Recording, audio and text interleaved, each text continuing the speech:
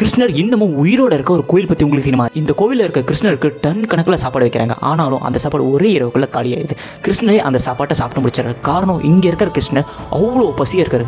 எந்த அளவுக்குனா 24 மணி நேரமும் இங்கே இருக்கிற கிருஷ்ணருக்கு படையில் வச்சுக்கிட்டு தான் இருப்பாங்க.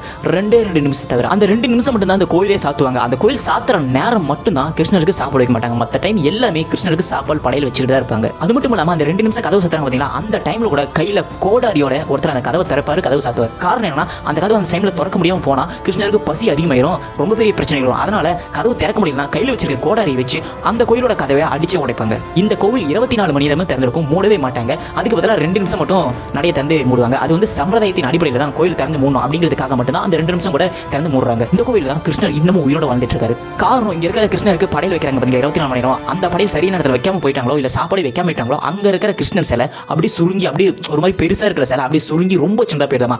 சாப்பாடு வச்சதுக்கு அப்புறம் தான் அந்த சிலை நார்மலாகவே வருதாமா. அதன் காரணமாக தான் இங்க இருக்கிற சிலை இன்னும் உயிரோட இருக்குது. ஸோ கிருஷ்ணரே இந்த இடத்துல உயிரோட இருக்குன்னு சொல்லிட்டு அந்த ஊர் மக்களால் நம்பப்படுது. கிருஷ்ணருக்கு பிரசாதம் கிடைக்கிறாங்க பார்த்தீங்கன்னா, அந்த பிரசாதத்தை அங்கே வர மக்கள் கொடுப்பாங்க. அந்த மக்கள் அந்த பிரசாதம் சாப்பிட்டா அவங்க வாழ்நாளில் எப்பவுமே பசிங்கிறது ஒன்று வாழ்நாள் இருக்காதாமா. கிருஷ்ணருக்கு சுற்றி வேட்டி கட்டியிருப்பாங்க அந்த சிலைக்கு. அந்த வேட்டி அப்படியே கரண்டு கீழே விழுதுதான் கிருஷ்ணர் சரியான, அதாவது அதீத பசியில் இருக்கிற, ஸோ அவருக்கு சாப்பாடு சீக்கிரமாக கொடுத்தேன்னு சொல்லிட்டு அந்த ஊர் மக்களால் நம்பப்படுது. அந்த